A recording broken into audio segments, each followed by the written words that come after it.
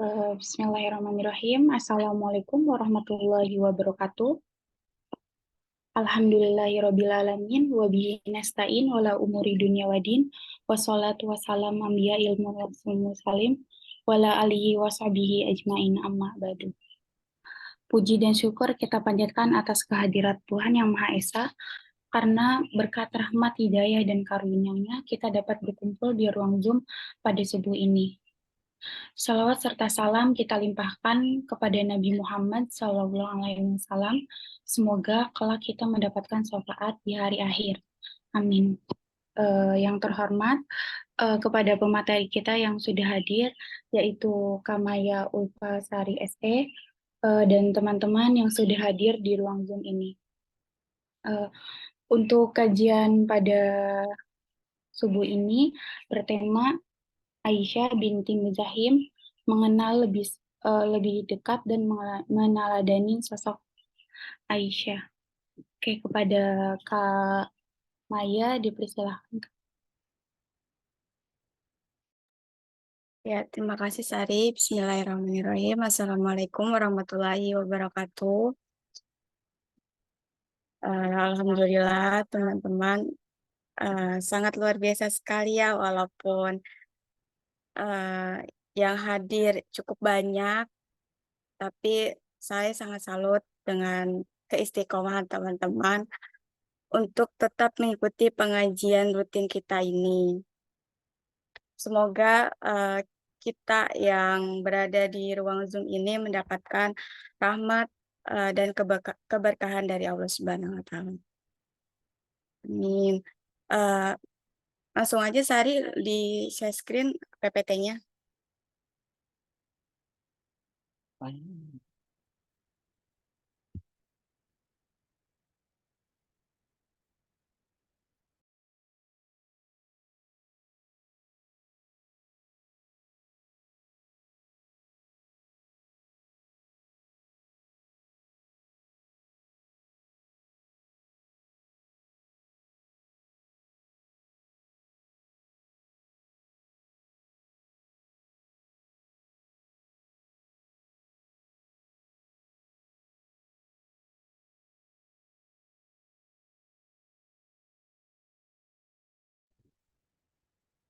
Apakah sudah terlihat, Kak? Sudah?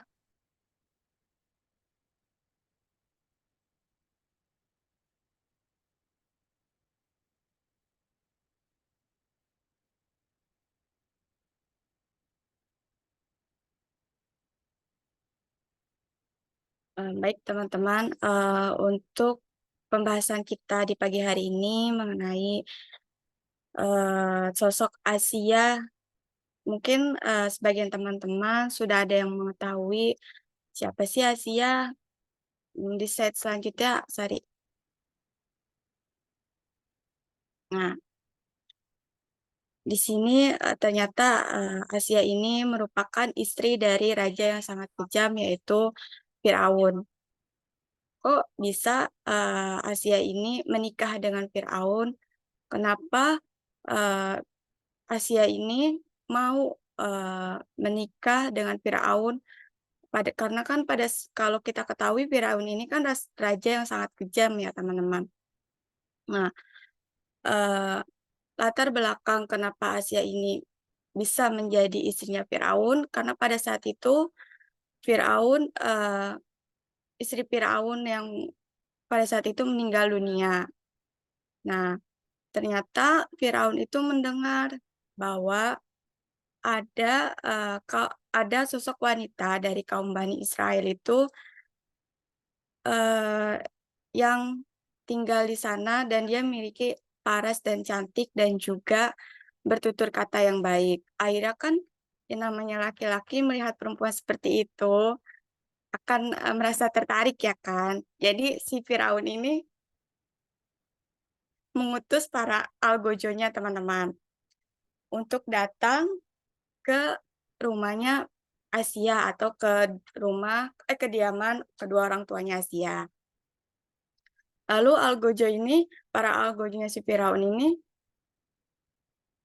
berbicara kepada kedua orang tuanya untuk menyampaikan pesannya Firaun.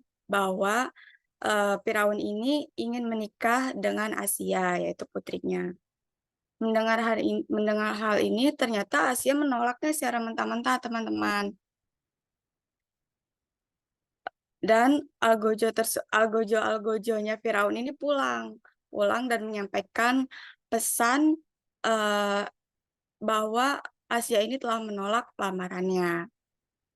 Secara otomatis Firaun ini marah karena lamarannya sudah ditolak dengan Asia. Akhirnya si Firaun ini memiliki niat yang jahat kepada kedua orang tuanya. Dan akhirnya kedua orang tuanya dipenjarakan dan diculik oleh algojo-algonya Firaun. Akhirnya terdengar dari kupingnya Asia. Asia mengetahui bahwa kedua orang tuanya telah diculik oleh Firaun. Akhirnya Asia mengurungkan niatnya. Beliau menerima lamarannya Firaun. Tetapi Asia ini menerimanya tidak secara cuma-cuma. Dia mengajukan 4 persyaratan kepada Firaun. Nah, 4 persyaratan tersebut yang pertama itu Firaun ini harus membuatkan rumah untuk kedua orang tuanya. Lalu yang kedua, Firaun ini harus memenuhi kebutuhan pokok untuk kedua orang tuanya. Dan yang ketiga, Asia siap untuk menemani Firaun kemanapun. Mendengar 3 persyaratan ini, teman-teman, Firaun merasa tidak keberatan karena kan dia raja yang sangat ini kan mempunyai kemewahan dan kekayaan di istananya. Itu merupakan hal yang gampang buat Firaun ini. Lalu yang keempat ini, syarat yang keempat ini, Asia ini udah sangat yakin bahwa Firaun ini tidak akan setuju dan akan menolak persyaratan ini. Bahwa Asia ini tidak ingin ditiduri, bahkan disentuh oleh Firaun. Ternyata di luar prediksi Asia, Firaun ini menerima semua persyaratan yang diajukan oleh Asia tersebut. Dan akhirnya Asia dan Firaun menikah. Nah, setelah itu diajaklah Asia ke istananya Firaun, di mana Asia sudah dilayani dengan pelayan-pelayan yang ada di istana. Bahkan dari ujung kaki sampai ujung rambutnya sudah disediakan pelayan-pelayan untuk Asia. Tetapi teman-teman, Asia ini tetap rendah hati dengan kemewahan yang sudah diberikan dengan suaminya. Dia tidak serakah, dia tidak sombong, dia tetap beriman dan bertawakal kepada Allah Subhanahu wa taala. Namun perlu teman-teman ketahui bahwa Firaun ini kan beranggapan orang-orang pengikutnya itu harus menyembah kepada Firaun ini. Tapi Asia ini sangat pintar, teman-teman. Dia mampu menyembunyikan keimanan oleh Firaun, kepada Firaun. Hingga pada saat itu, selama menjadi istrinya Firaun, Asia ini tetap beriman kepada Allah tanpa pengetahuan Firaun. Jadi begitu teman-teman asal-usul kenapa Asia ini bisa menjadi istrinya Firaun. Lanjut ke slide selanjutnya. Nah, di sini mimpi Firaun dan kelahiran Nabi Musa. Tadi di slide selanjutnya kan dijelaskan ya teman-teman bahwa di masa Nabi Musa, kenapa kaitannya Asia ini dengan Nabi Musa? Nah, kaitan yang pertama itu ternyata Firaun ini dimimpikan. Nah, jadi Firaun ini bermimpi teman-teman pada saat itu. Ternyata di Mesir ini ada 2 kaum, yaitu kaum Kipti dan kaum Israel. Yang mana kaum Kipti ini kaum yang apa namanya, menyembah kepada Firaun. Otomatis Firaun ini baiknya kepada kaum Kipti, sedangkan kaum Bani Israel itu kaum yang eh, apa namanya menganut ajaran Allah Subhanahu Wa Taala. Nah, dalam mimpinya Firaun itu, Firaun ini melihat api yang sangat besar. Nah, api itu menyerang hanya satu wilayah saja, yaitu kaum Kipti. Sedangkan kaum Bani Israel itu tidak tersentuh api sama sekali. Dan Firaun ini berulang-ulang kali mimpi seperti itu. Akhirnya Firaun ini pergi ke ahli junub, ibaratkan orang yang mengerti tentang eh, mimpi ya. Nah, terus berkatalah Firaun dan menceritakan semuanya. Nah, ahli junub itu eh, bilang kepada Firaun, Sari maaf PPT-nya ada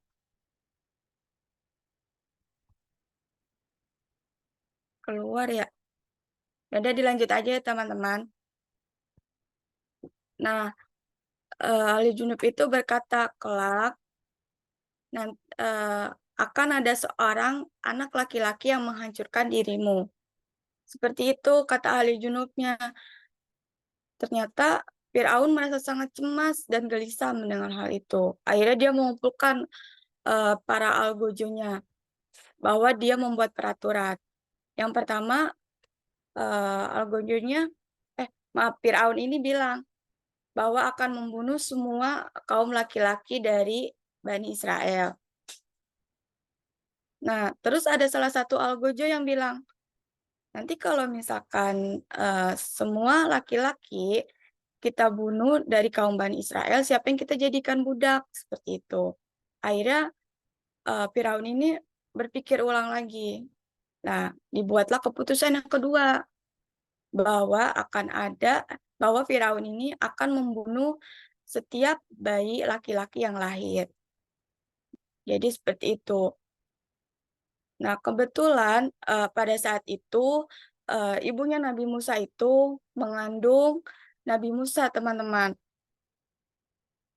Dan kegelisahan ibunya Nabi Musa kan sangat luar biasa, namanya seorang ibu yang mengandung, tetapi dia juga tidak rela kalau misalkan anaknya dibunuh secara sadis. Itu. Turunlah petunjuk dari Allah, dan Allah memerintahkan kepada ibunya Nabi Musa, hanyutkan Musa ke Sungai Nil.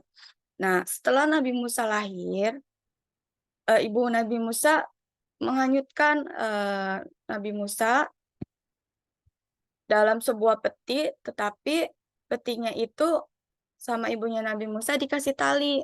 Kelak, ketika Nabi Musa menangis, ingin meminta susu, ibunya Nabi Musa menarik tali itu untuk menyusui. Lalu dihanyutkan kembali Nabi Musa tersebut.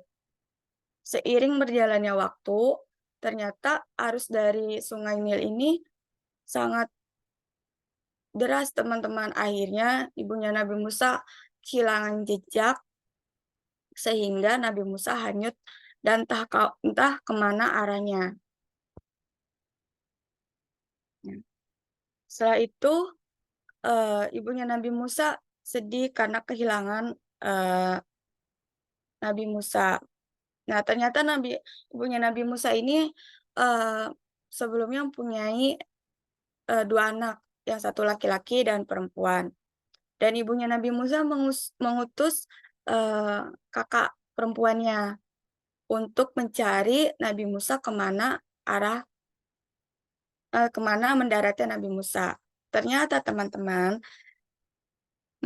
petinya Nabi Musa itu ditemukan oleh algojonya Firaun. Nah, kedua algojo itu menemukan peti Nabi Musa. Dan alhamdulillahnya peti tersebut tidak langsung dibuka sama kedua algojo tersebut.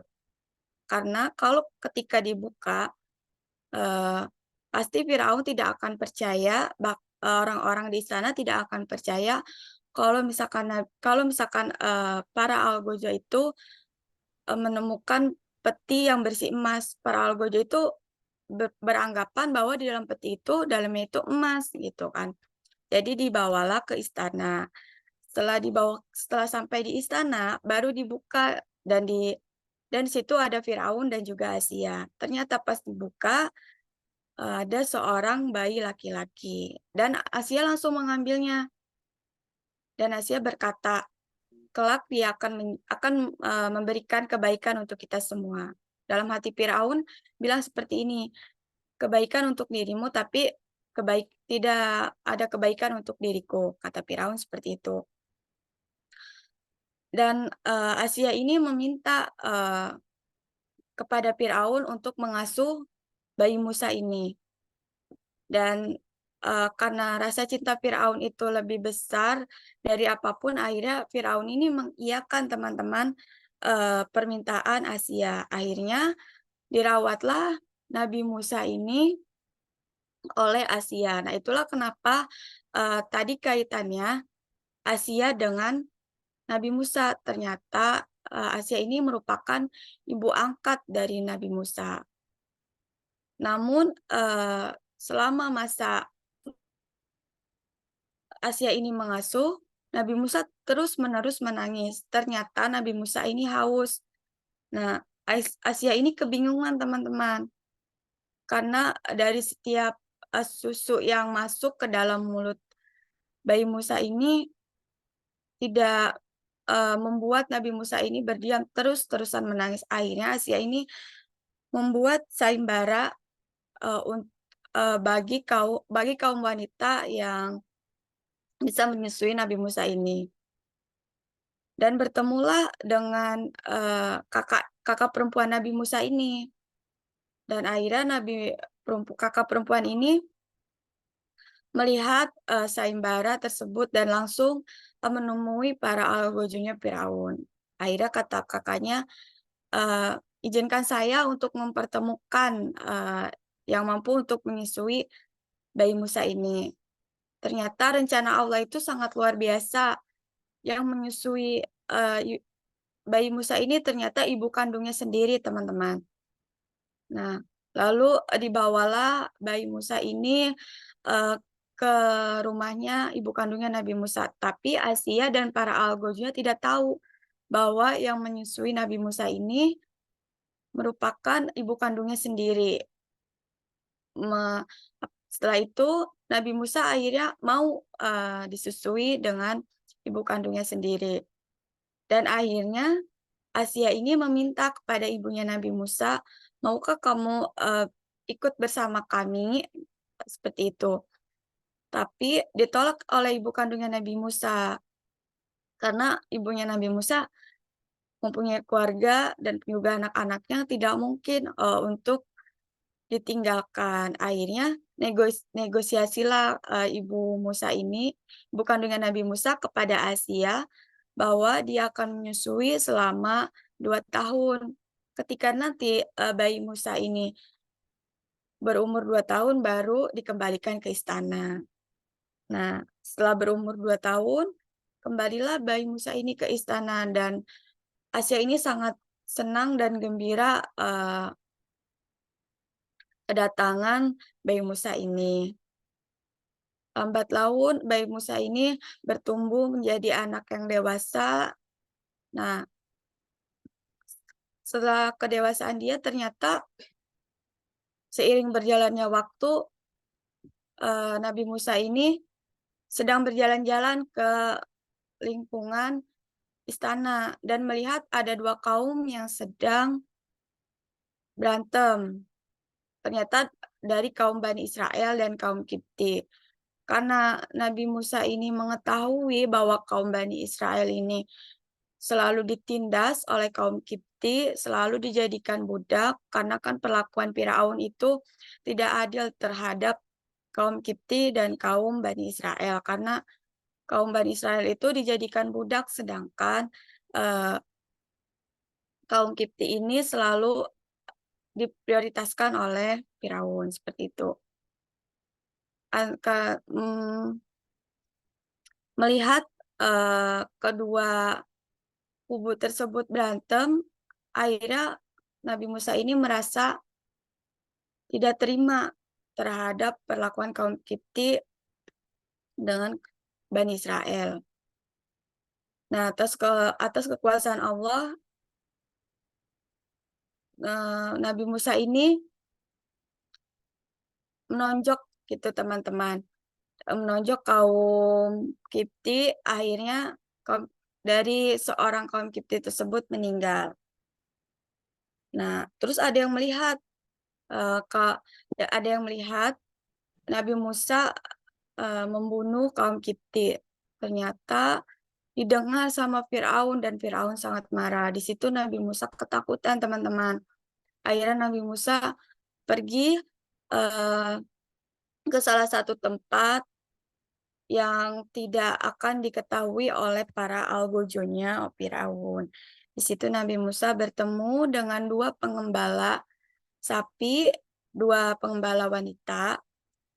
Karena di situ Firaun melarikan diri dan dia lari sejauh-jauhnya tanpa harus diketahui oleh para algojonya Firaun.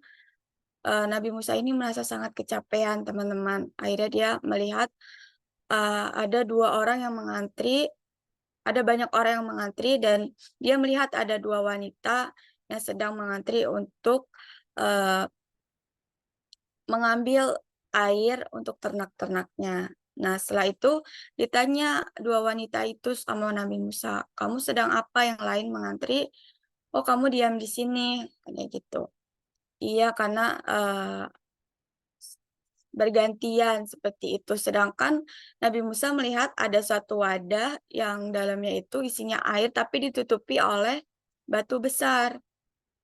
Tapi kan di situ ada gitu kan, kata Nabi Musa. Dan akhirnya Nabi Musa mengangkat batu besar itu dan kedua wanita itu bisa mengambil air untuk sapi-sapinya. Dan ternyata kedua wanita ini sangat berterima kasih dan menceritakan kepada ayahnya.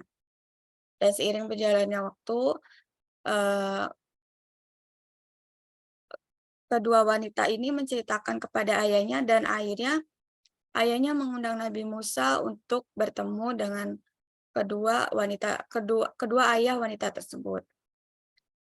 Singkat cerita, Nabi Musa akhirnya diberikan pekerjaan dengan ayah kedua wanita tersebut, dan ternyata ayah kedua wanita tersebut berbicara kepada Nabi Musa seperti ini, "Kamu boleh menikahi salah satu dari putri saya," seperti itu. Dan seiring berjalannya waktu juga akhirnya Nabi Musa dan dari salah satu wanita tersebut menikah, dan setelah itu Nabi Musa memutuskan untuk kembali lagi ke istana karena Nabi Musa berpikir ajaran Firaun ini tidak wajar, karena Nabi Musa beranggapan Firaun ini hanya manusia biasa seperti manusia lainnya, seperti itu. Nah, diajaklah istrinya untuk ke istana, namun di dalam perjalanan Nabi Musa dihadapkan berbagai musibah. Nah, singkat cerita, setelah itu Nabi Musa sampailah ke istana. Namun sebelum ke istananya Firaun, Nabi Musa dia tidak ingin sendiri karena dia ingin ditemani oleh kakak laki-lakinya. Kedatangan Nabi Musa ini ke istananya Firaun untuk menjelaskan bahwa ajaran-ajaran Firaun ini salah dan dia ingin meluruskan dari hal yang salah tersebut. Ketika sampai ke istana, bertemulah dengan Firaun. Lalu Asia ternyata melihat ada seorang anak laki-laki yang datang ke istana tersebut. Setelah itu Nabi Musa menjelaskan bahwa Tuhan yang wajib disembah itu Allah Subhanahu wa Ta'ala. Karena Firaun ini merasa sangat bosan terhadap terhadap penjelasan Nabi Musa, akhirnya Firaun itu mengangkat kedua tangannya dan menggebrakan tangannya, gunanya itu untuk menghentikan penjelasannya Nabi Musa tersebut. Terus ditanyalah Nabi Musa ini oleh Firaun. Kata Firaun seperti ini, teman-teman. Apa kemauan kamu, apa maksud kamu untuk ke sini gitu kan? Nabi Musa menjawab, sungguhnya kami berdua ini utusan Allah Subhanahu wa Ta'ala. Kami ingin kaum Bani Israel dibebaskan seperti itu. Terus kata Firaun bertanya lagi, memangnya kamu siapa? Sedangkan kaum Bani Israel itu budak-budak saya, Pak. Seperti itu. Nah, terus dijawab sama Nabi Musa, sebab mereka merupakan hamba Allah Subhanahu wa Ta'ala, seperti itu. Ditanyalah, setelah itu Firaun mengajukan pertanyaan lagi, siapa Tuhanmu? Tuhan yang menciptakan langit dan bumi. Lalu Firaun merasa tidak terima mendengar jawaban dari Nabi Musa. Akhirnya Firaun berkata kepada Nabi Musa, tidak ada Tuhan selain saya, dia bilang seperti itu. Kalau kamu menyembah Tuhan selain saya, kamu akan saya penjarakan, seperti itu kan. Dan akhirnya Nabi Musa memberikan bukti-bukti untuk Firaun ini percaya bahwa Allah itu ada gitu kan. Akhirnya Allah menurunkan mukjizat untuk Nabi Musa yang mana mukjizat yang pertama itu tongkat Nabi Musa itu bisa berubah menjadi ular. Dan yang kedua itu Nabi Musa memasukkan tangannya ke dalam saku, yaitu ketika nanti tangannya itu dikeluarkan, ketika orang-orang yang beriman itu akan melihat bahwa ada cahaya yang dikeluarkan dari saku tersebut yang ada di tangannya Nabi Musa. Jadi gitu teman-teman. Tapi karena keegoisan, terus kesombongan, dan juga kekuasaan yang sudah lama Firaun pegang, Firaun itu beranggapan bahwa Nabi Musa itu melakukan ilmu sihir, seperti itu teman-teman. Dan akhirnya Firaun membuat pertandingan. Nah, dikumpulkanlah semua tukang-tukang sihirnya Firaun yang ada di Mesir untuk bersanding dengan Nabi Musa di daerah Mesir, di suatu lapangan, dan banyak penduduk berbondong-bondong untuk menghadiri pertandingan tersebut. Nah, di situ salah satu dari tukang sihir itu bilang seperti ini, mau saya atau kamu dulu gitu kan. Dan akhirnya tukang sihir duluanlah yang menyerang Nabi Musa, dan di situ Nabi Musa merasa khawatir dan akhirnya Allah menolong Nabi Musa.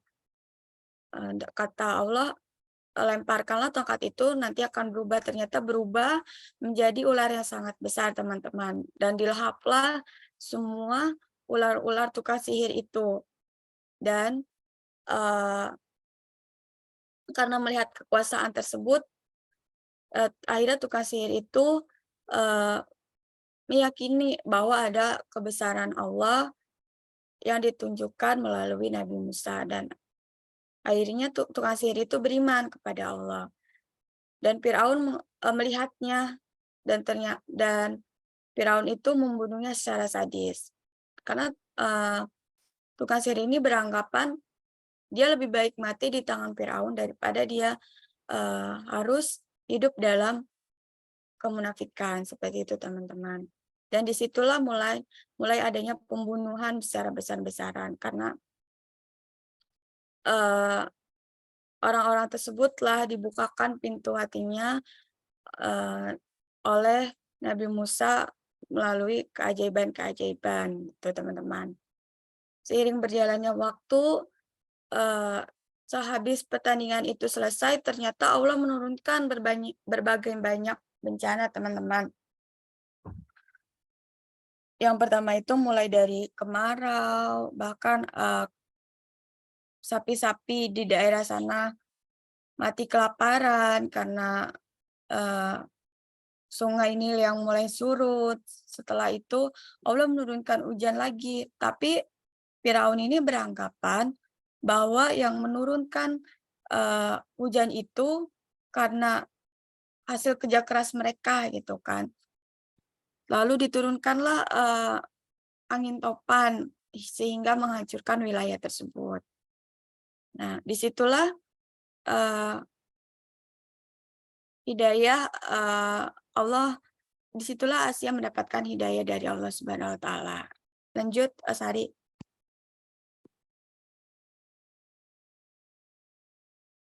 Nah,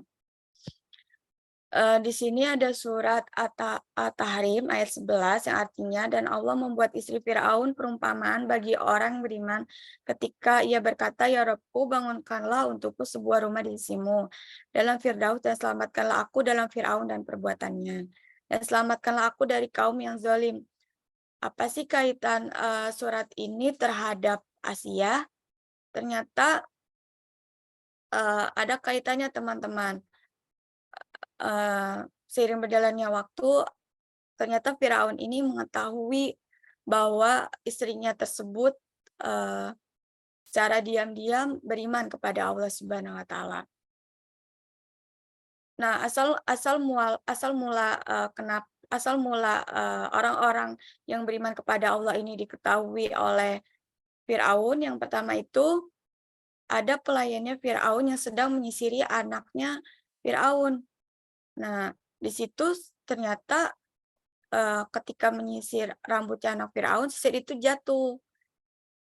Dan jatuh, pelayannya Firaun itu yang bernama Siti Masitoh bilang Bismillahirrahmanirrahim. Lalu anaknya bilang seperti ini, maksudnya kamu ngomong seperti itu kamu beriman kepada Tuhanmu ayahku kan, seperti itu. Lalu Siti Masitoh bilang kepada anaknya, bukan Tuhanku, Tuhan Allah Subhanahu Wa Taala. Mendengar hal ini, anaknya sangat kaget dan terkejut, teman-teman. Dan bilanglah anaknya kepada Firaun. Lalu Firaun marah dan mengumpulkan para algojonya. Ternyata memerintahkan para algojonya itu untuk menyediakan kuali dan minyak yang sangat panas. Dan Siti Masitoh itu mempunyai 4 anak. Keempat anaknya tersebut dibunuh secara sadis di dalam minyak yang sangat panas tersebut. Tapi atas bantuan Allah Subhanahu Wa Taala, ketika anaknya itu sebelum dimasukkan ke dalam kuali yang diisi minyak yang sangat panas itu, Allah sudah menyabut nyawanya. Dan terakhirnya untuk anak yang terakhir dari Siti Masitoh, ternyata Allah memberikan keajaiban kepada anak yang paling bayi ini dan bilang kepada ibunya, tetaplah berada di jalan yang benar. Dan akhirnya Siti Masitoh ikhlas dan Allah mengambil Siti Masitoh dan juga keempat anaknya tersebut.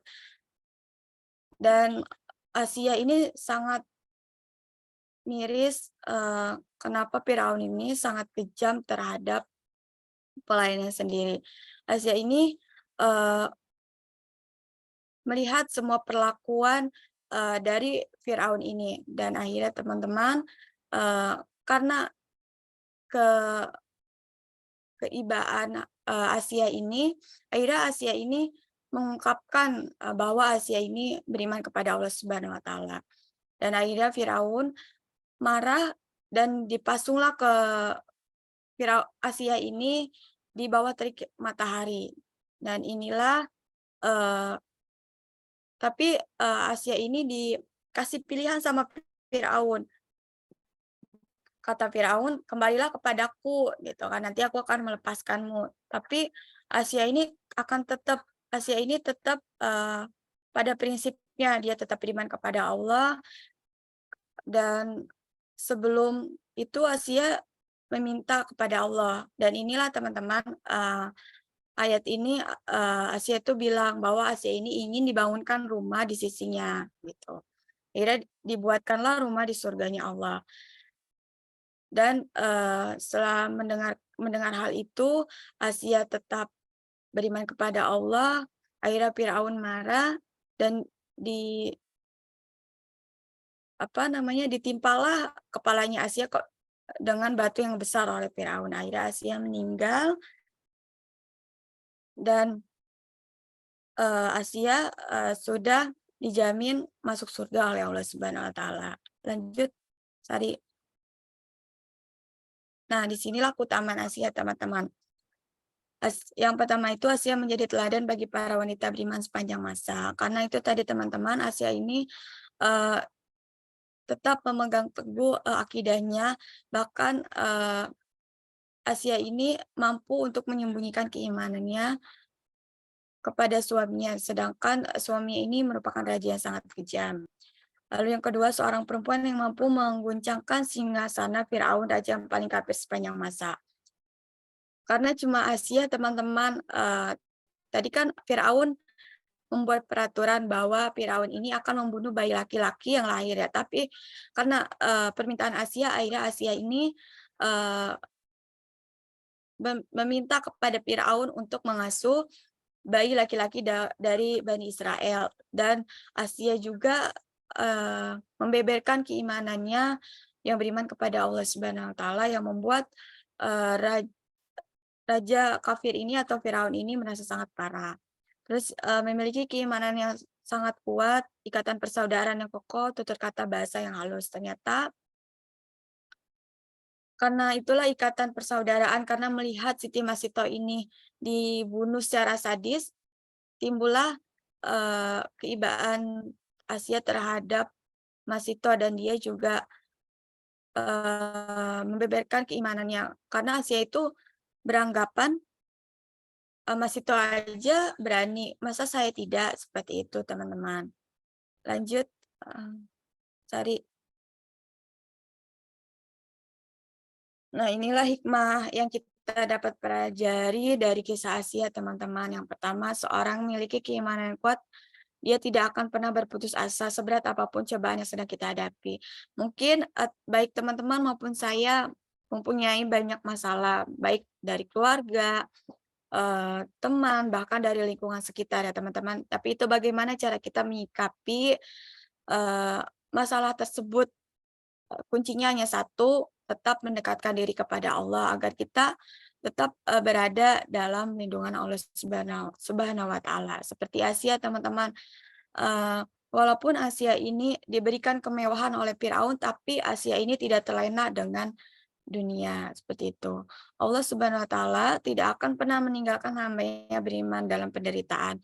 Inilah teman-teman mengapa kita ketika ada masalah kita lebih mendekatkan diri kepada Allah daripada kita harus bertindak semau kita dan akhirnya menimbulkan dampak negatif pada diri kita sendiri. Gitu, teman-teman. Lalu yang terakhir, nikmat di akhirat lebih kekal daripada dunia. Itulah teman-teman kenapa Asia tidak terlena dengan kemewahan yang diberikan oleh Firaun, karena beranggapan di akhirat itu akan lebih indah daripada di dunia, seperti itu. Lanjut, Sari. Nah, ternyata sudah cukup ya teman-teman. Tadi untuk pembahasan yang terakhir, mungkin dari teman-teman ada yang ingin menambahkan atau ada yang ingin membagi ilmunya, karena saya sendiri pun masih belajar, kita semua masih sama-sama belajar. Saya cukupkan saja teman-teman. Jika ada kata-kata yang kurang berkenan, mohon maaf. Wassalamualaikum warahmatullahi wabarakatuh. Waalaikumsalam warahmatullahi wabarakatuh. Saya kembalikan ke moderator. Baik, terima kasih.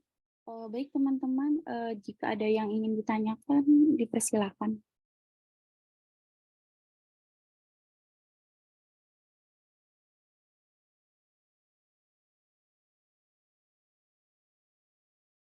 Atau dari teman-teman ada yang ingin menambahkan? Atau Bang Ruslan, Bang Omen, Bang Labib, mau nambahin Bang?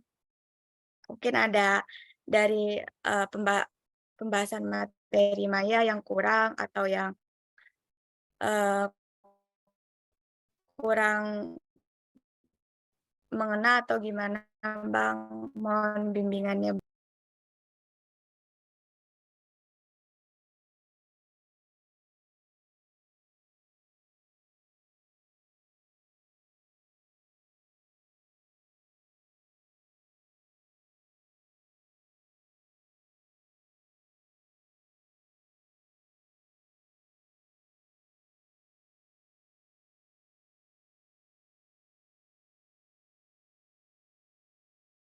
Mungkin Kak Tuti mau nambahin, Kak Tuti? Baik, sebelumnya Kamaya, mohon izin ya. Mungkin saya di sini akan menyampaikan pandangan saya terkait istri Firaun ini. Beliau itu sosok luar biasa ya untuk menghadapi suaminya seperti itu.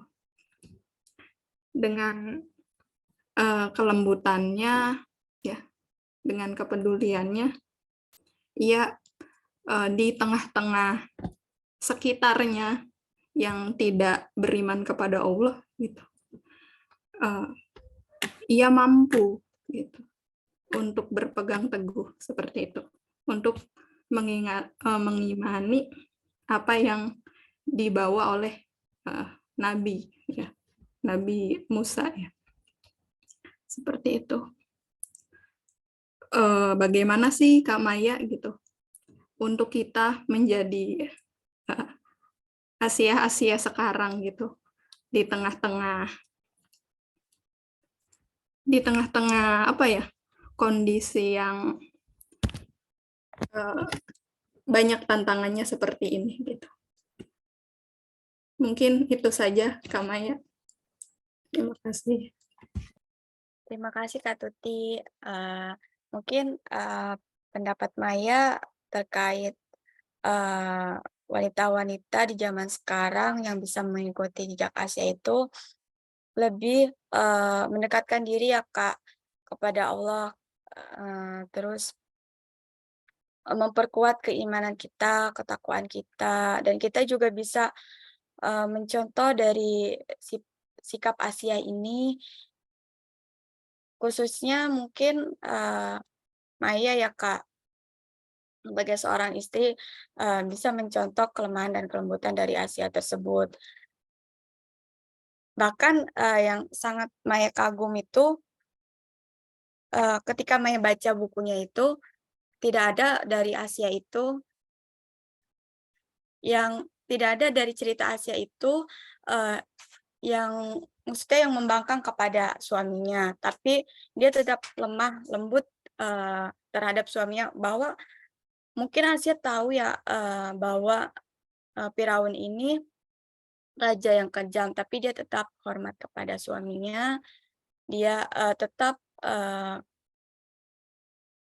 menghormati suaminya, bahkan Asia juga tetap beriman kepada Allah Subhanahu wa Ta'ala, dan akhirnya karena Asia karena Asia dan akhirnya Asia ini diketahui keimanannya oleh Allah Subhanahu wa Ta'ala. Jadi intinya lebih meningkatkan keimanan kita kepada Allah Subhanahu wa Ta'ala. Gitu Kak Tuti.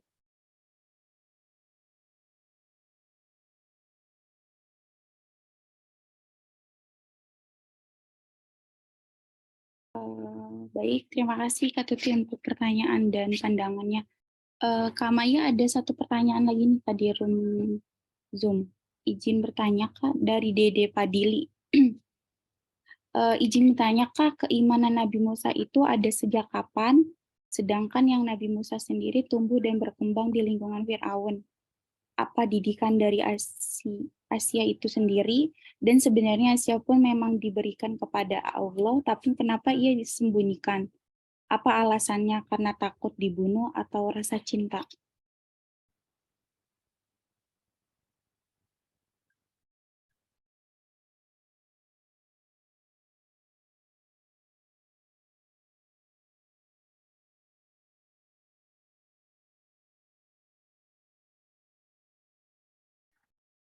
Baik, saya baca dulu ya. Saya baca lagi pertanyaannya.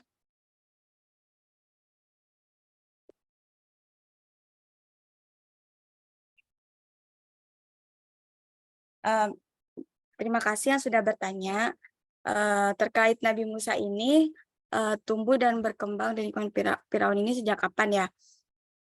Itu bisa ditanyakan langsung kepada pemateri terkait Nabi Musa gitu. Karena kan kita di sini itu membahas tentang kepribadiannya Asia yang dapat kita contoh.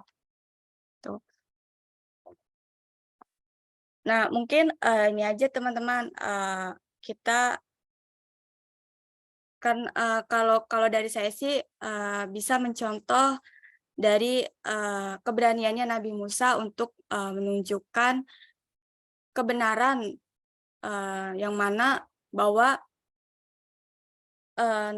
bahwa apa yang diajarkan oleh Firaun itu salah seperti itu. Mungkin lebih jelasnya teman-teman bisa bertanya kepada pemateri Nabi Musa gitu teman-teman. Yang dapat kita ambil dari kisah Nabi Musa ini, Nabi Musa ini berani, bahkan Nabi Musa tidak takut terhadap Firaun seperti itu teman-teman.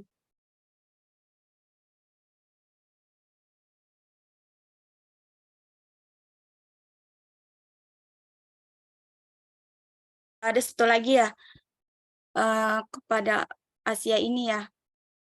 Kenapa Asia ini menyembunyikan keimanannya? Nah, kalau menurut saya, kenapa Asia ini menyembunyikan keimanannya? Karena Asia ini melihat sebenarnya karena itu tadi teman-teman di awal kedua orang tuanya Asia kan kedua orang tuanya Asia kan diculik ya awalnya dengan Firaun, dan akhirnya Asia itu menikah dengan Firaun ini memiliki 4 persyaratan.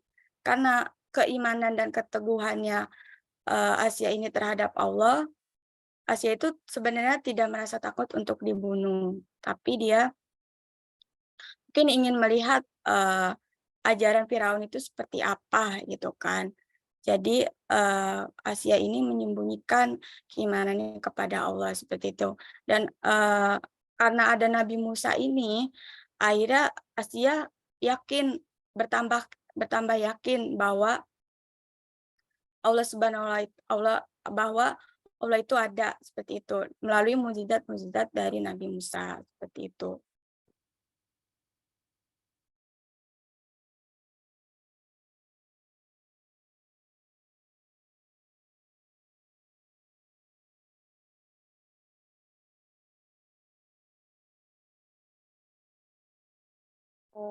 Baik,